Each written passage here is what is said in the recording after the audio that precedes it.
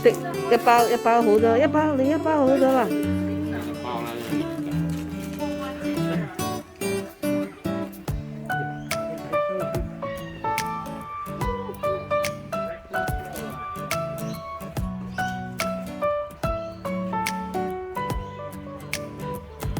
Careful 啊 ！Careful！ What is it？ 唔好嚇死我！哎呀！喂！哎呀！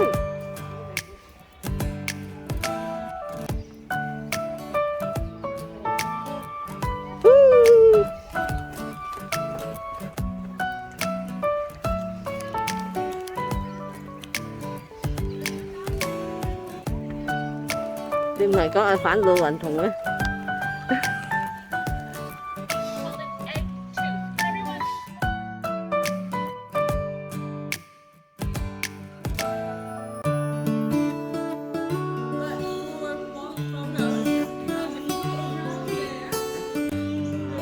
啊？過嚟！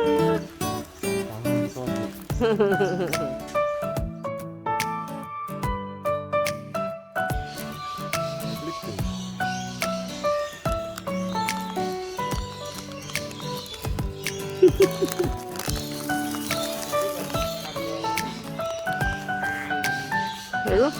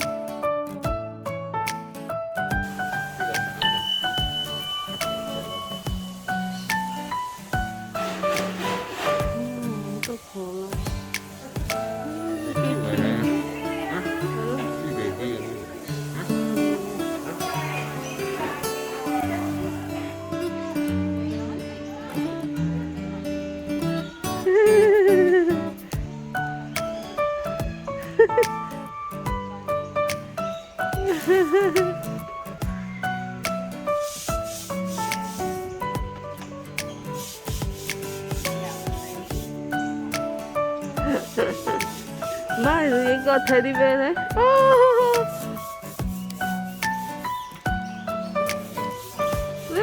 ？This one climb up the tree. Oh!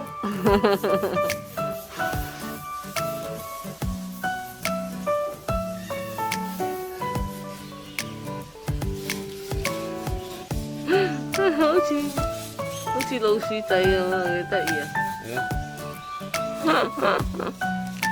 Hello.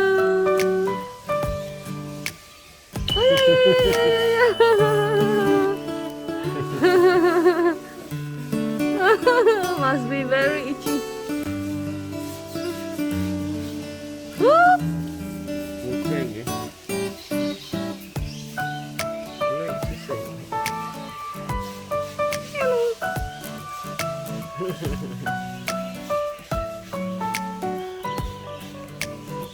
Qué cool係啊嘛，嚇佢得唔得㗎？咁嚇佢，嗰隻走咗喎。嚇？嗰隻咧？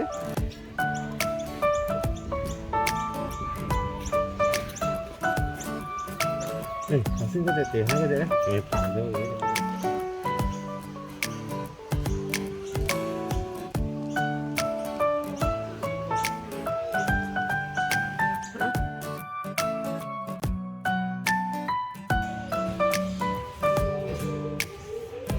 對住個燈，塞咗呢個。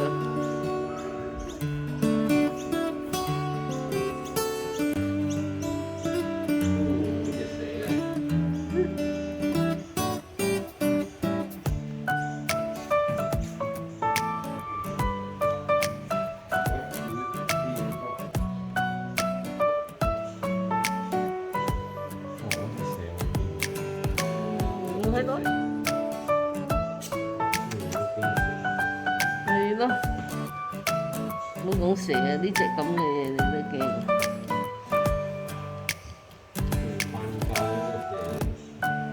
飽咗我飽。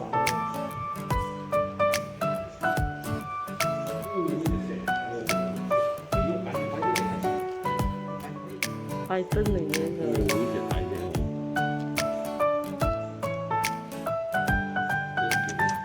啲拜登嚟㗎呢個。係啊，食人嘅呢啲。呢個條魚。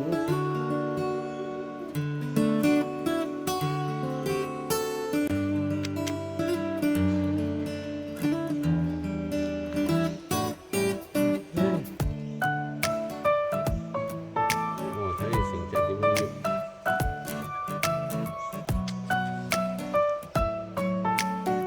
濕嘅係播啲啊，係做咩？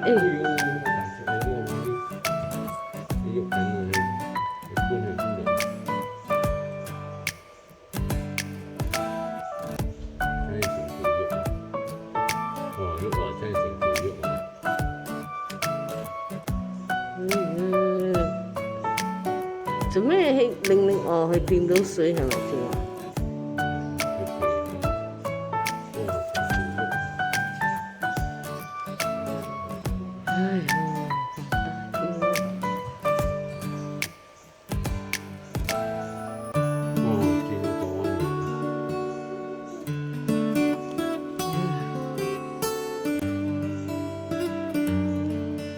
跟住頭咁衝出嚟嚇死人！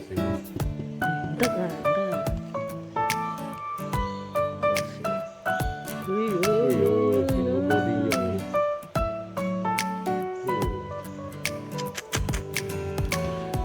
！very scared 啊！我睇戲咁樣喎，如果我捲你咧，你好有力㗎喎。呢個好細捲。唔係捲你好有力㗎，你睇下我咪捲你一捲你咧，你呼吸唔到，嗰啲 bone crack。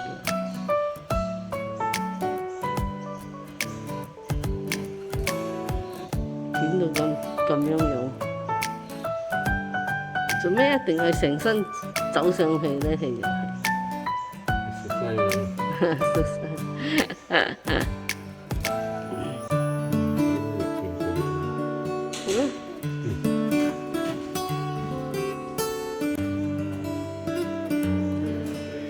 Only one frog。哇！呢個好似 Queen 咁啊！呢個點？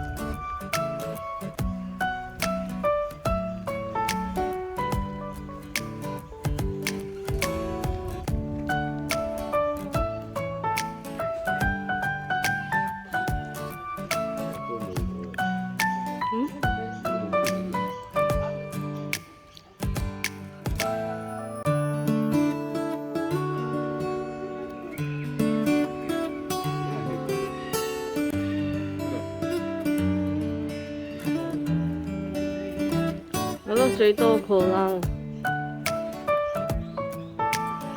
哇！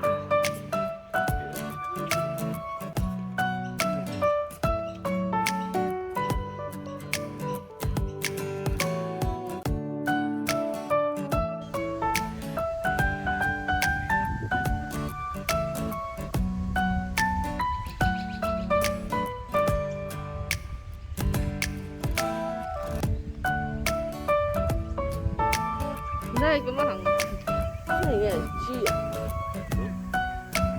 豬子。Hello。個個都瞓覺啊！好大隻喎，呢隻唔似 rabbit 喎。你咁叻嘅。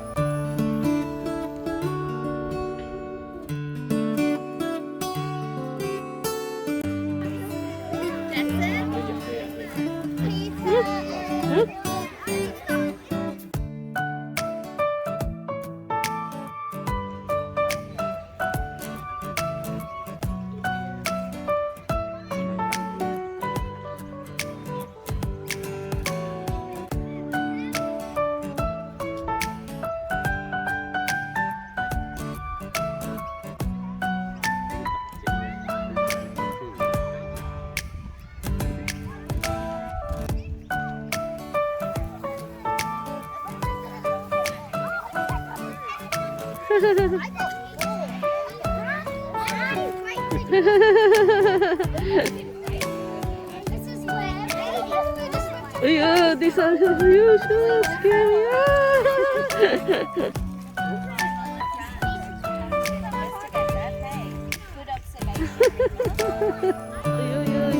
！very scary 啊！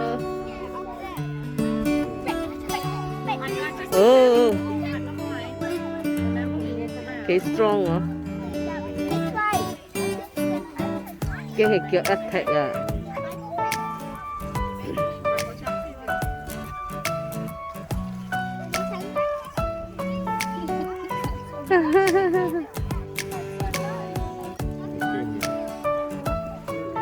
！Oh, the boy behind.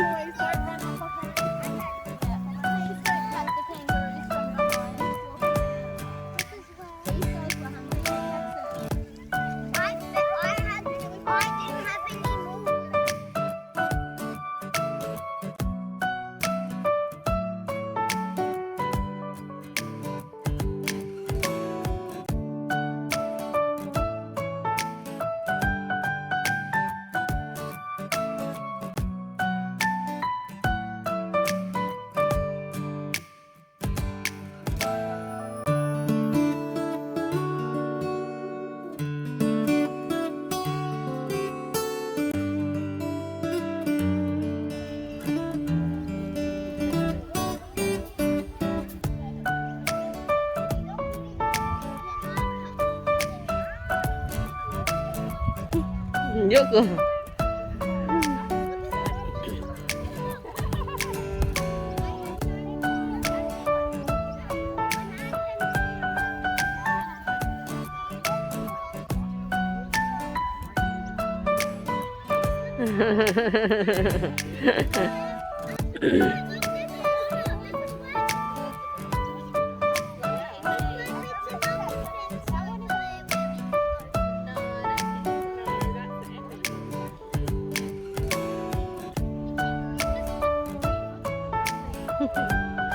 À, mút rồi.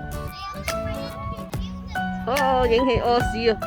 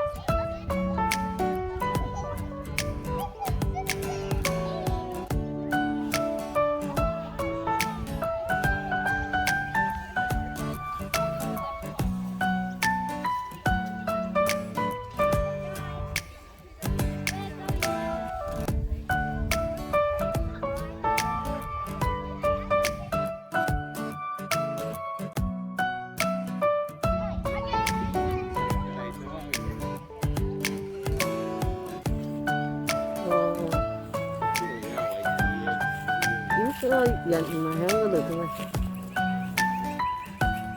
哦，坐嘅地方嚟嘅。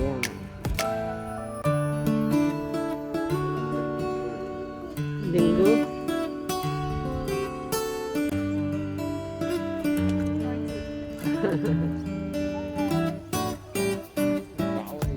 Oh, like this.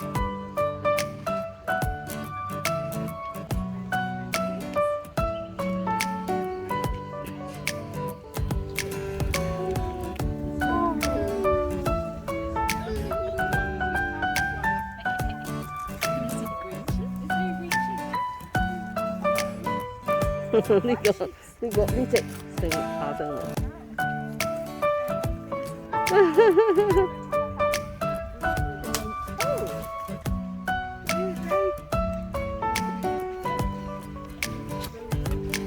你哋係食呢啲 leaf 嘅咩？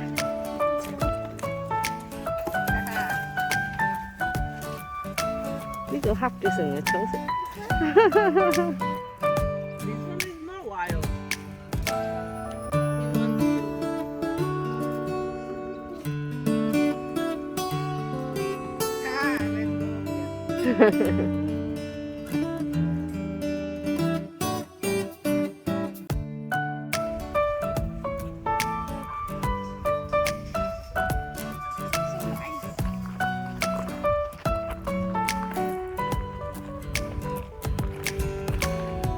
Malaysia嘅kambing。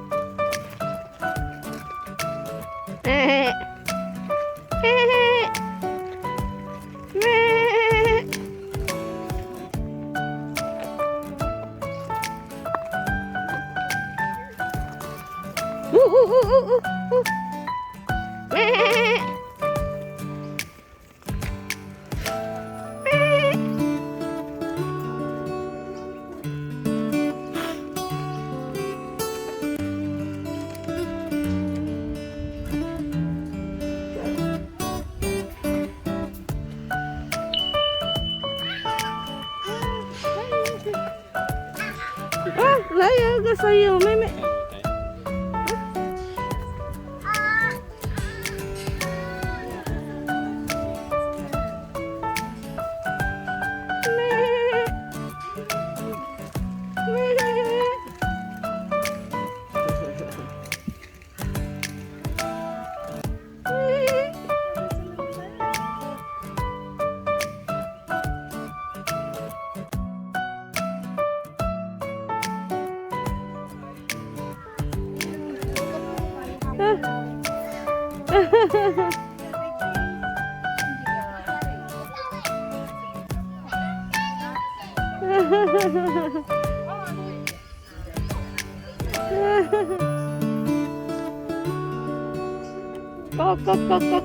Go.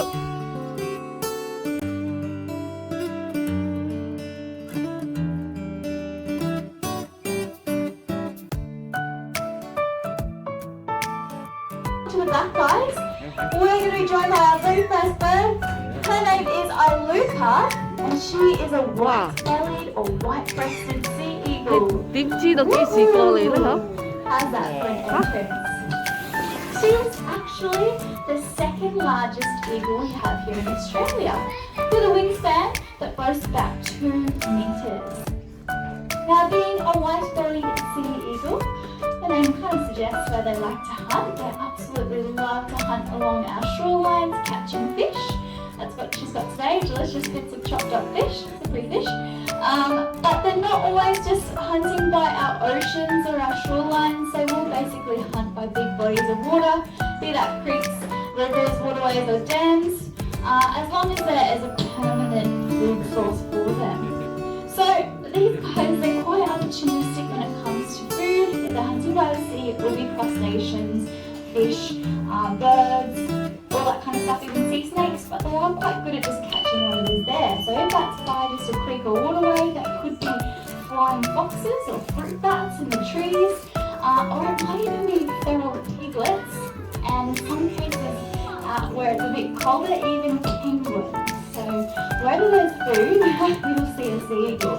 So they're good at catching these different things, but they're quite good at stealing off others too. So if they see a brownie kite or an osprey that's caught something, they're not opposed to flying up behind them, tapping them on the shoulder with their big talons and saying, hey, pass it over. So they definitely use their size to their advantage. Now she's got some great features for flying hunting by the water. Take a look at her big feet, they're very impressive. And she also has really scaly legs too. That means that the water just rolls off when she jogs, gets something off the surface. Now, while she's big and impressive, anyone want to have a guess at how much she actually weighs? What do you reckon? Shout it out. Any guesses? Nothing at all? 幾多？ 5. Good guesses. She's actually only 3 kilos. 哦， So even though she does look very heavy, she's really lightweight. Now the reason for this is us as mammals, we have very heavy, dense bones. But birds have kind of honeycomb structure to their bones, really light and airy, so that they're lightweight enough to take flight. So there she goes, demonstrating that beautiful wingspan as she heads off stage. So if you kind of guess that she has every single consonant except for Antarctica, that is because they eat mice, and there are no mice down there. Now, she is chomping on a little bit of mouse, and once again, guys, she will be flying right over the top of your head. So any school kids and others joining us now, quickly grab a seat so we can fly her close. So she is past our family. The first thing you notice about this beautiful bird is her love heart face. Now, that's not just there to look pretty, it does actually serve a purpose. She's actually got phenomenal hearing. And she's definitely got mouth stuff to her teeth too. Kind of like when you get food in your teeth and it's all you can think about. She's got some mouth stuff in her teeth. So these guys, they have got phenomenal hearing to hear these little mice going around. How this works is one ear's up here, one's down there, and that face kind of acts like a satellite dish to push those sounds into her ears. Very, very cool. So stay in your seat so we can fly the birds. Thank you. It obviously helps to hear these little mice going around, crunching. Fires too, they hang around bushfires because they know that there are little things escaping from the flames, and maybe even something that's perished. That's a little flying mouse tail. Excellent. Now you guys are over eating all the good guts and leaving the poisonous glands. So if you want an intelligence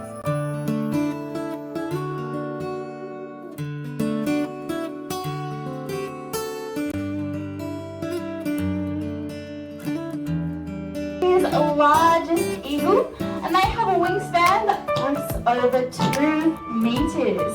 Coming down to our right hand side, guys, is Spirit getting bopped on the head by a magpie. Here it comes. Wow! So a Lucana sea eagle is the second largest. The wedge-tailed eagle is the largest. They get their name because they have a beautiful wedge or diamond shape to their tail. Ooh. Now these guys, they're going to be hunting terrestrial hunters, so they look for things on the ground. Things like rabbits, feral cats, even a kangaroo. Can you imagine a couple of wedgies this size on the back of a kangaroo? That would be quite a sight to see. Thank you for splattering that all over me.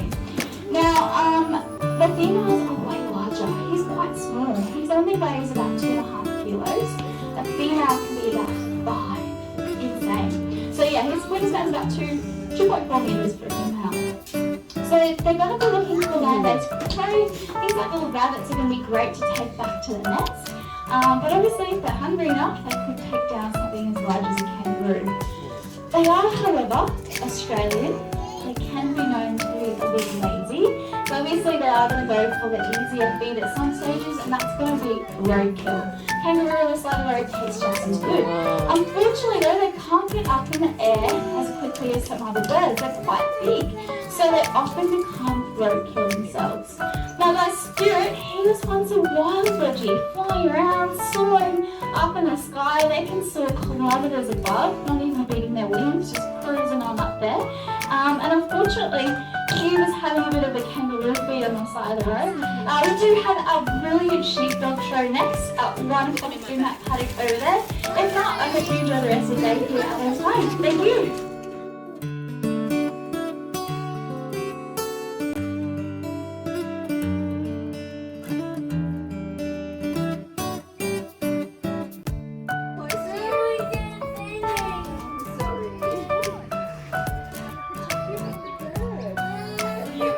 About our working dogs and our sheep and about what's happening in the show. But the two hard workers, the reason that we use them, as other dogs would do, dogs like Lucy are going to do the exact opposite. She's going to go out in a nice wide circle called a cast, which is what she's doing right now. She's going to locate all those sheep along the way, and then she's going to get in behind them and work back and forth behind them to bring them back to Amy. Now, this natural herding instinct is very handy because we do have a lot of sheep here in Australia. We're currently the largest producer of wool in the entire world, and we're running about 70 million sheep on our farms. Now, that means once a year we have the very big job of bringing those sheep down from the large paddocks that they're housed in into our shearing sheds to be given that annual haircut. So that's where dogs like Lucy come in really handy. So she's going to use that natural herding instinct now to work back and forth behind those sheep to bring them back. So everything in her head is telling her to stay on the opposite side of those sheep to Amy and keep them as close to her as possible. This is great when we're working our sheep in big, nice open paddocks because we don't really need to tell the dogs what to do. They're just going to bring the sheep along wherever we go. But when we do need to move our sheep through a narrow obstacle like a gate, we don't really want to be standing in front of all of those big heavy sheep. We can be moving hundreds of sheep at a time. And if the dogs are pushing them towards us, we might not get knocked over and hurt. So what we can do is teach our dogs some directional commands. So Amy's going to show us right now how she can ask Lucy to move in a clockwise direction around our sheep, and she can also ask her to move in an anti-clockwise direction. That way we can be standing safely out to the side of an obstacle while we ask the dog to move the sheep through. Now that's exactly what Amy and Lucy are going to do for us right now. They're going to take the sheep out into the paddock through our obstacles, and at the end we'll bring them right down the front into the yard so you can get a bit of a closer look. If Lucy does get every sheep through an obstacle, you can give her a big round of applause and tell her that she's doing a good job. Now you'll notice that Lucy is doing a lot of running today. We have actually put a tracker on our dogs before, the same one that we use on our peregrine falcons here at Lone Pine. And in an average show, they'll run about 3 to 4 kilometres behind our sheep, and they can reach speeds of up to 67 kilometres an hour. So they do have to be very fit and fast to keep up with our sheep. Alrighty, so we're almost through our first obstacle there. Let's give her a big clap. She's done a great job. So Amy will be communicating with Lucy today through a combination of verbal commands and hand signals, but our dogs also know a set of whistles and also just our body language and tone of our voice can tell them different things. So even just the way that Amy faces her body towards those obstacles tells Lucy where she would like the sheep to go. Now a lot of training does go into our dogs. Even though they have that natural herding instinct, we still need to be able to control them out in the paddock. So it starts when they're about 2 to 3 months old. Alrighty, big clap. It starts when they're about 2 to 3 months old. We'll start with the same basic obedience that you would teach a puppy at home. Things like sit, stay, and to always come back to us when they're called. Once they get a bit older and bigger, we'll start working them around a few of our sheep in a small controlled yard. We can start teaching them those all-important commands that we need. And then by the time they're about 2 to 3 years old, they should be fully trained as well as mature enough to be working with large numbers of stock. So a good working dog could easily handle a couple of hundred all on their own, and they do say that they can do the work around 3 to 5 people.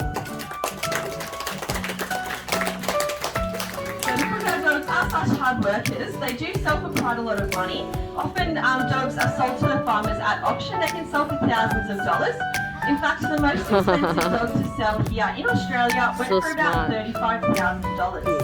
So that sounds like a lot of money to be spending on a dog, but when you think about those staff wages that they're replacing, it is a pretty good investment for our farmers. Alrighty, so Lucy's done a great job of our obstacles today. She does have one last job to do, and that is to bring the sheep down into the yard at the front here. This is a very important job, especially when it comes to shearing time, as well as just to count all of our sheep and check them over as well. Now our sheep can be a little bit reluctant to go down into those yards, so Lucy's going to put on just a little bit more pressure to get them through. But she never makes contact with the sheep. She can simply stare those sheep down, and that is enough to get them moving into those yards. And we'll give her a big round of applause for getting through all our obstacles and into the yards. Now Lucy's done a great job today. She's probably going to reward herself with a nice cool bath after all that hard work. Now, our dogs don't sweat the same way that you and I do, so the best way for them to cool off is to jump in a water trough or a dam, have a drink, and then they're ready to come back out and keep working our sheep. Now we do have some of our Merino sheep in the show today. They are our famous wool sheep here in Australia. They do look a bit dusty and dirty on the outside of their wool. That's because they have a natural oil called lanolin, which coats and protects their wool. So the dust does stick to them a little bit. But after we shear the wool off, we can put it in a big bath and wash away the dirt. And we can even separate that lanolin oil to be used in things like our makeup and our baby products. And then we're left with that beautiful soft white fleece, which is perfect for use in clothing. Alright, so that is the end of the show. If you have any questions, don't be afraid to come and ask us. Otherwise, thank you very much for listening and enjoy the rest of your day here at Lone Pine. Thank you.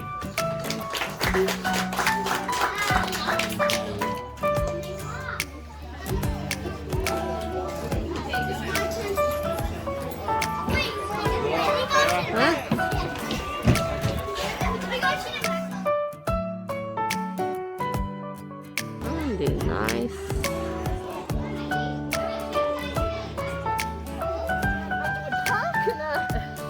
Get those leg muscles working.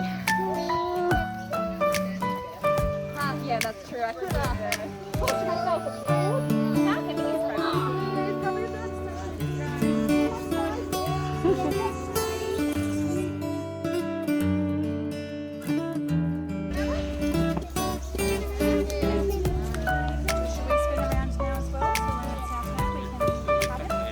唔得嘅，啲手歌咁。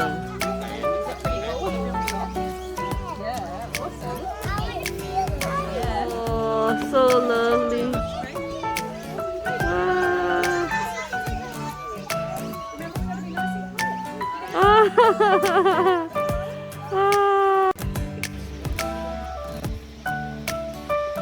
Dingo, dingo.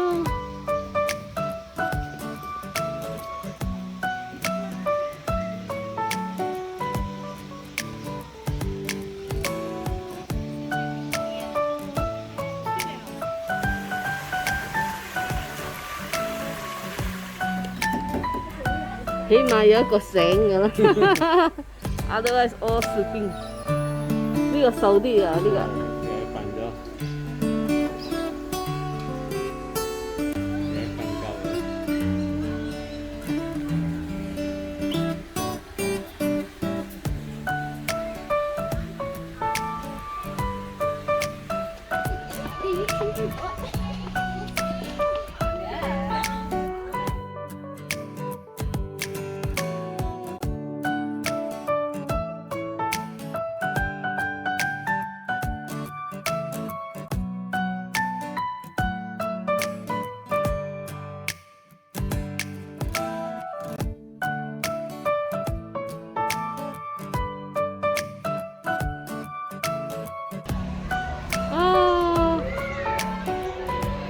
呢隻頭先跳嚟跳去，哦，瞓翻㗎。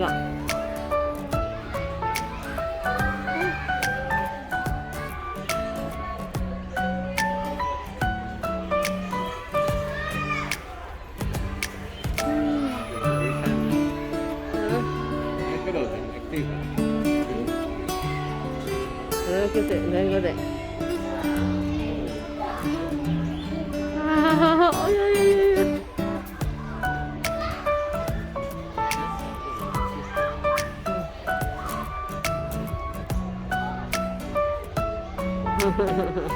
哦，可以跳過嚟啦！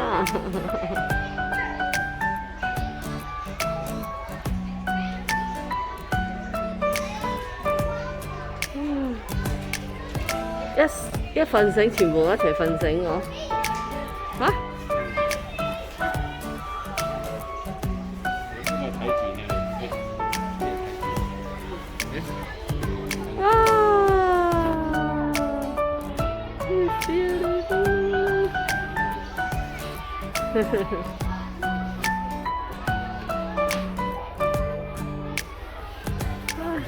？Oh, nice.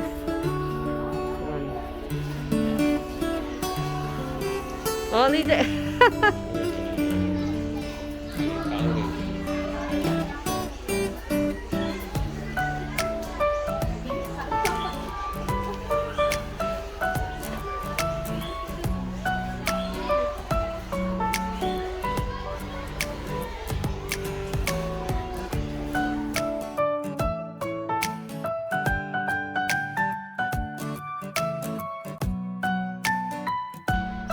咧，咁大隻咁嚟 baby 喎。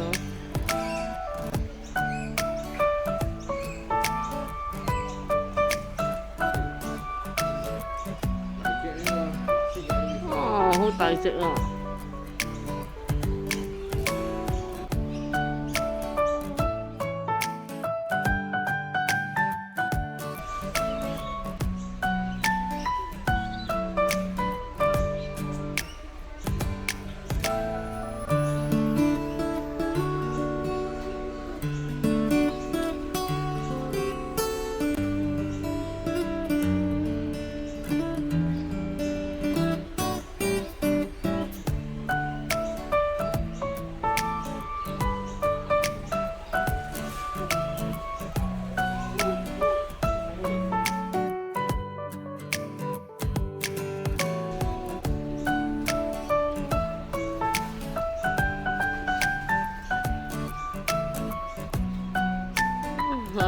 咁多隻喺度食嘢。